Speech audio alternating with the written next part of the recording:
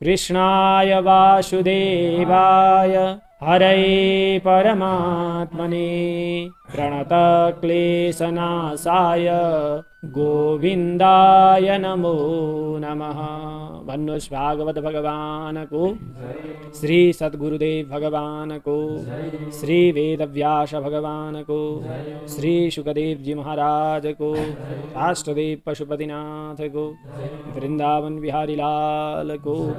जय जय श्री राधे श्याम। परम मंगलमय अखिल कोटि ब्रह्मांड नायक निकुंज बिहारी भगवान श्री कृष्ण सर्वेश्वर को साक्षात वाङ्मय प्रतिमूर्ति श्रीमद् भागवत महापुराण जसको सायंकालीन स्वाध्याय कक्षा विशेषमा हामी उपस्थित भइसकेका छौँ। हामी प्रतिदिन यस दिव्य सायंकालीन स्वाध्याय कक्षाका माध्यमबाट भगवानको अक्षर विग्रह श्रीमद् भागवत महापुराण अक्षरशः हेर्ने प्रयत्न गरिरहेका छौँ। हामीले द्वितीय स्कन्धका तृतीय अध्यायहरूलाई हेरिसकेका छौँ। यी 3 अध्यायमा राजा परीक्षितद्वारा प्रश्न गरिनुभएका सुखदेवजी महाराजले राजा परीक्षितलाई सद्यो मुक्ति क्रम मुक्तिको उपाय वर्णन गर्नुभयो। अगाडि काम्य उपासना गर्ने सकाम भक्तहरूले कुन कुन भगवानको उपासना गरेर कस्ता कस्ता भोगहरूलाई प्राप्त गर्न सक्छन् भन्ने कुरा बताउनुभयो। पुनश्च सुतजी महाराजलाई शौनकादि ऋषिले भगवानको नाम संकीर्तनबाट वञ्चित भएका व्यक्तिहरू वास्तवमा यो जीवन जिउनुका लागि व्यर्थ छ,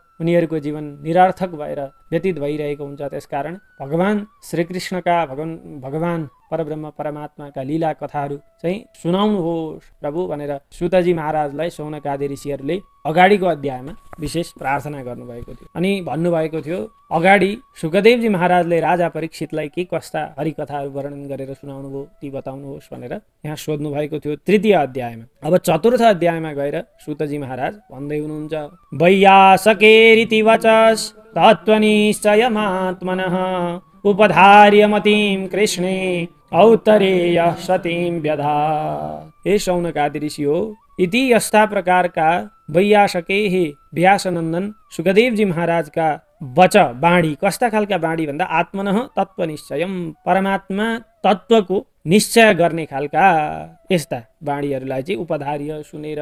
अब औत्तरेय भनेका उत्तराका पुत्र राजा परीक्षित उहाँले चाहिँ कृष्णे भगवान कृष्णमा सतीम अव्यभिचारिणी निर्मल निश्चल मतिम आफ्नी बुद्धिलाई के गर्नुभयो व्यधा धारण गर्नुभयो। सारा संसारका यावत काम्य वस्तुहरू र आफ्ना परिजन जो शरीरका सम्बन्धी छन् ती सबैबाट आफ्नो दृढ मोहपाशलाई छुटाउनु भयो र भगवान श्रीकृष्णमा आफ्नी मति बुद्धिलाई दृढ गर्नुभयो लगाउनु भयो। आत्मजाया सुतागार पशु द्रविण बन्धुषु राज्ये चाविकले नित्यम विरूढां ममतां जहौ।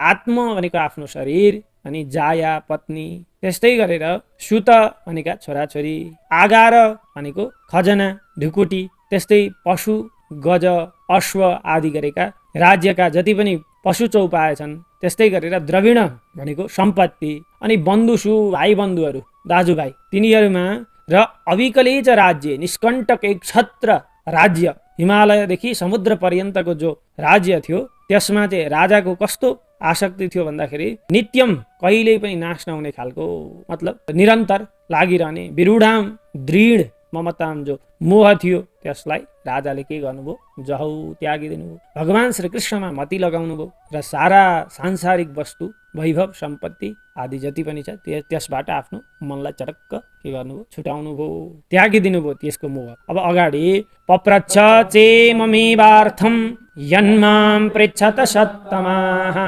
कृष्णानुभाव श्रवणे श्रद्धाधानो महामनाः। सुतजी महाराज शौनकादि ऋषिहरूलाई भन्दै हुनुहुन्छ हे सत्तमाः, हे सज्जन शौनकादि ऋषिश्वर हो, कृष्णानुभाव श्रवणे श्रद्धाधानः कृष्ण भगवानका कथाहरूको लीलाहरूको अनुभव गर्नलाई अत्यन्त आकुल कर्णेन्द्रिय हुनुभएका यस्ता श्रद्धाना श्रद्धाले युक्त हुनुभएका राजा परीक्षितद्वारा महामना श्रद्धान अत्यन्त उदार मन भएका श्रद्धालु राजा परीक्षितले हजुरहरूद्वारा यत जुन कुरो माम पृच्छ त मलाई सोधियो इमम एव अर्थम यही कुरा नै सुखदेवजीलाई राजा परीक्षितद्वारा के गरियो सोधियो। अब के भन्नुहुन्छ अगाडि भन्दा संस्थां विज्ञाय सन्न्यस्य कर्मत्रैवर्गिकं च यत् वासुदेवे भगवते आत्मभावं दृढं गत। त्यतिखेर राजा परीक्षित कस्तो अवस्थालाई प्राप्त गर्नुभएको थियो भन्दा भगवती वासुदेवे आत्मभावं दृढं गतः। भगवान वासुदेव श्रीकृष्णमा आफ्नो भाव आत्मभाव चाहिँ कस्तो भएको थियो उहाँको भन्दा दृढ भएको थियो, दृढ भएर गएको थियो। अनि संस्थान भनेको मृत्युलाई चाहिँ नजिकै विज्ञाय जानेर 7 दिनमा मृत्यु हुँदैछ यो कुरो उहाँलाई थाहा थियो। अनि त्रैवर्गिकम धर्म अर्थ र कामको लक्ष्य भएका जति पनि कर्महरू थिए, अब धर्म अर्थ कामको कुनै आवश्यकता थिएन।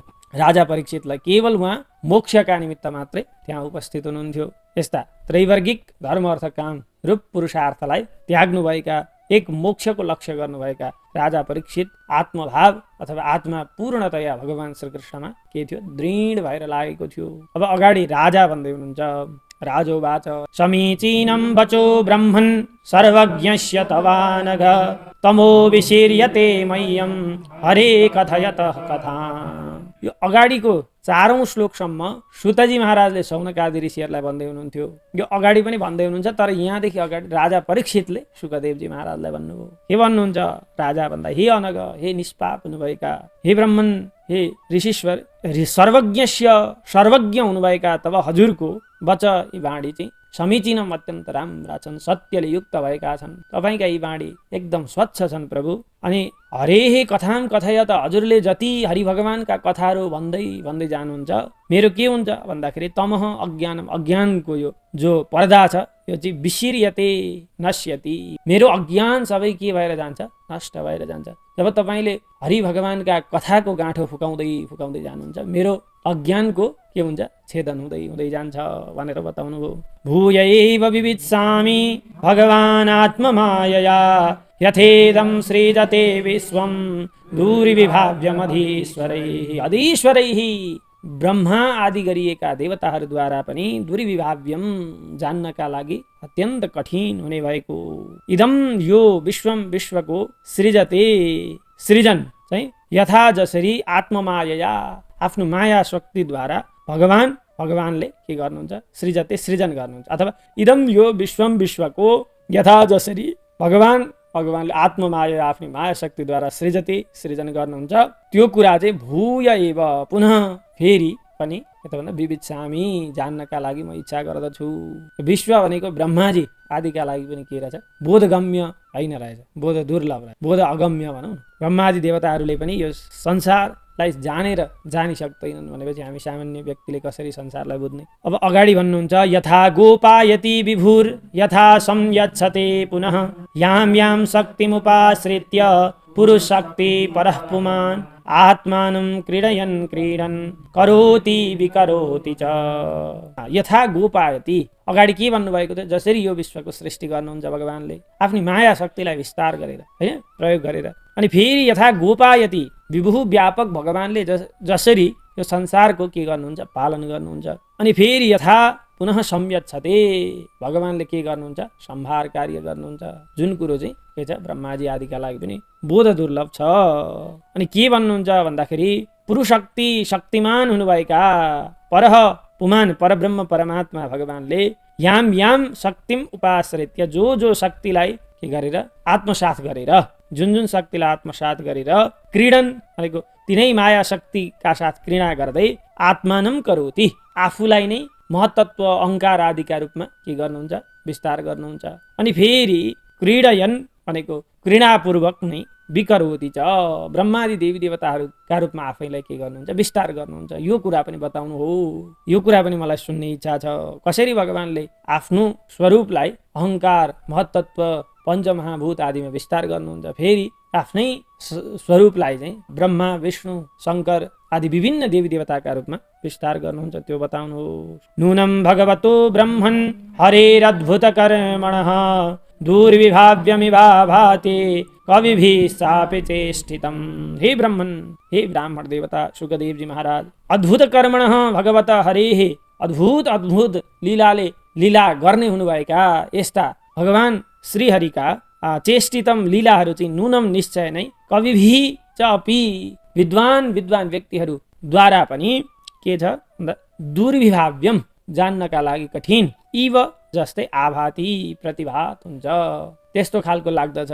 श्रेष्ठ श्रेष्ठ विद्वान योगीजनहरूले पनि भगवानका अद्भुत लीलाहरूलाई जान्नका लागि के छ, कठिन छ, गाह्रो छ।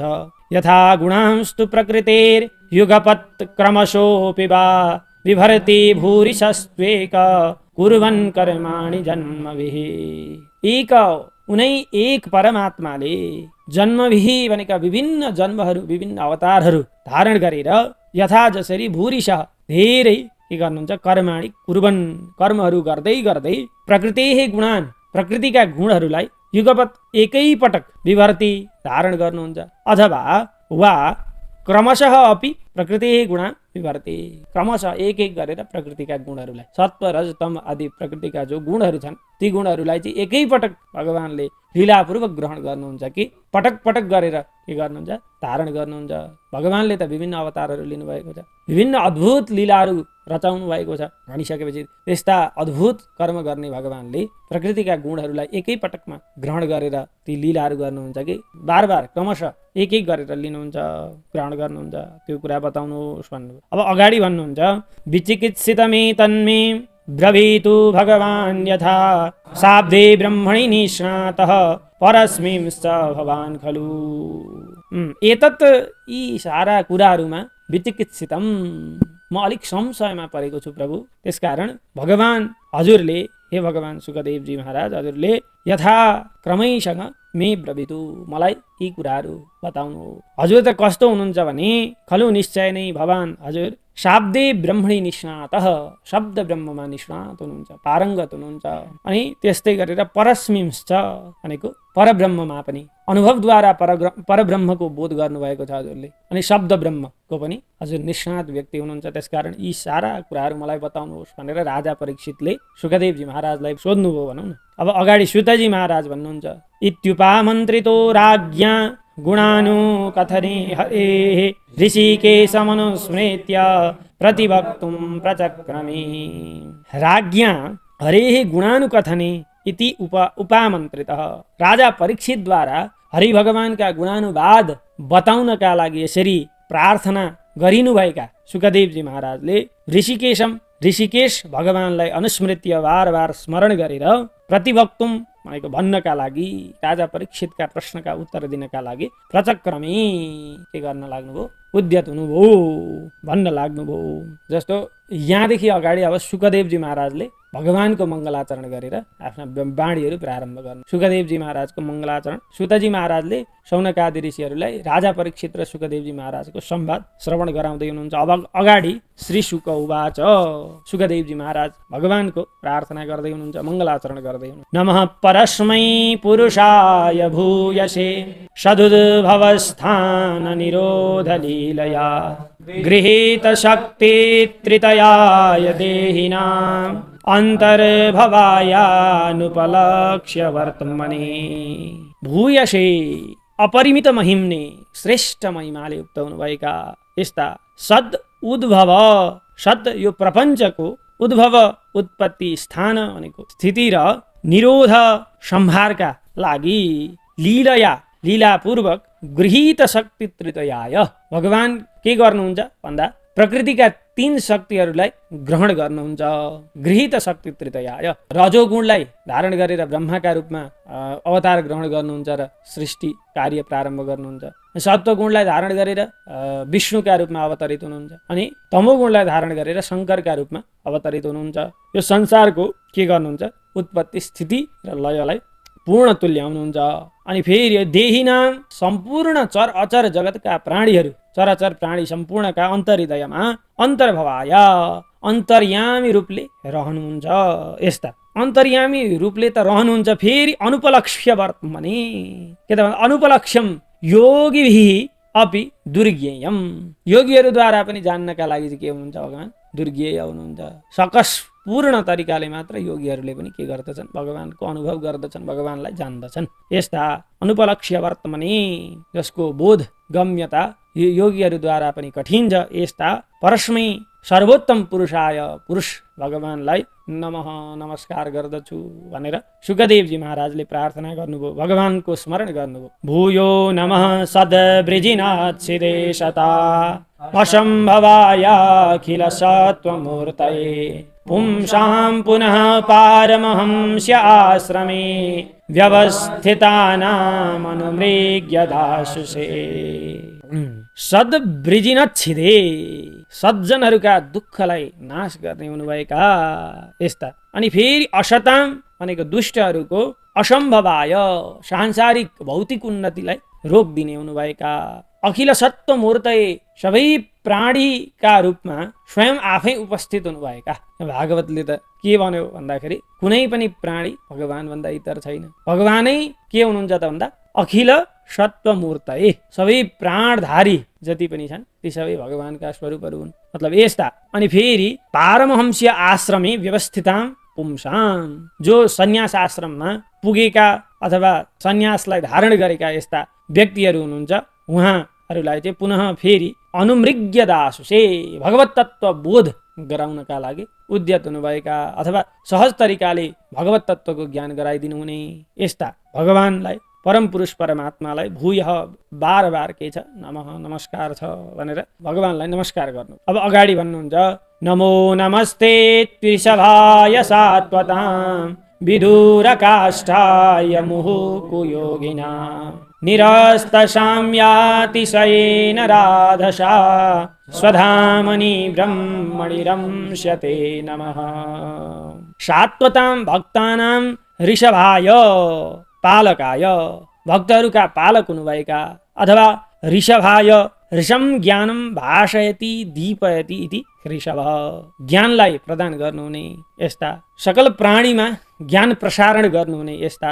अनि कुयोगिना भनेको भक्तिहीन भएर भगवत तत्व साधनका निमित्त योग गर्ने भएका, प्रयत्न गर्ने भएका यस्ता व्यक्तिहरूका लागि विदुर काष्ठाय भनेको दुर्लभ, दर्शन दुर्लभ हुनुभएका अथवा प्राप्त गर्नका लागि कठिन हुनुभएका यस्ता। अनि निरस्त साम्यातिशयेन भनेको समता र अतिशयबाट पार पाइसक्नुभएका, राधसा भनेको आफ्नो प्रकाशद्वारा, स्वधामनि आफ्नै धाममा, ब्रह्मणी आफै भित्र परम तत्वमा रम्स्यते रमण गर्नुहुने भएका यस्ता ते हजुरलाई नमः नमो नमः बार बार नमस्कार गर्दछु भनेर भन्नुभयो। मतलब समता र अतिशयताबाट पार प्राप्त गर्नुभएका यस्ता भगवान, आफू आफै भित्र रमण गर्ने भगवानलाई नमस्कार गर्दछु, बार बार नमस्कार गर्दछु भन्नुभयो। अब अगाडि भन्नुहुन्छ यत् कीर्तनं यत् स्मरणं यदीक्षणं यद् वन्दनं यत् श्रवणं यदर्हणं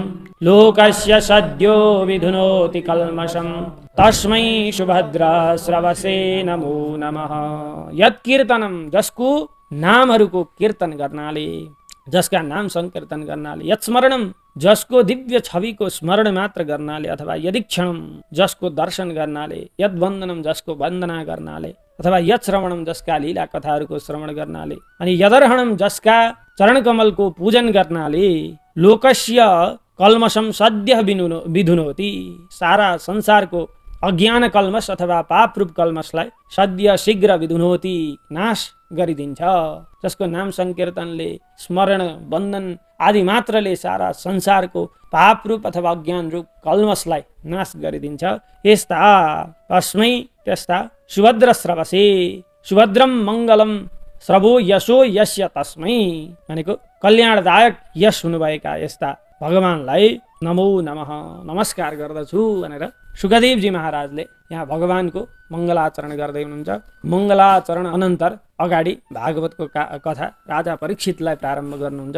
हामीहरूले आजको यो सायंकालीन स्वाध्याय कक्षामा यहाँसम्म मात्रै पुग्ने सौभाग्य पायौँ। भोलि यहाँदेखि अगाडि पुनः अवश्य भगवानका लीला कथाहरूको अक्षरशः हेर्ने प्रयत्न गर्नेछौँ। आजलाई भगवानका श्रीचरणमा विश्राम गर्दछु। कृष्णाय वासुदेवाय हरे परमात्मने प्रणतः क्लेशनाशाय गोविन्दाय नमो नमः। भन्नुहोस् भक्तवत्सल भगवानको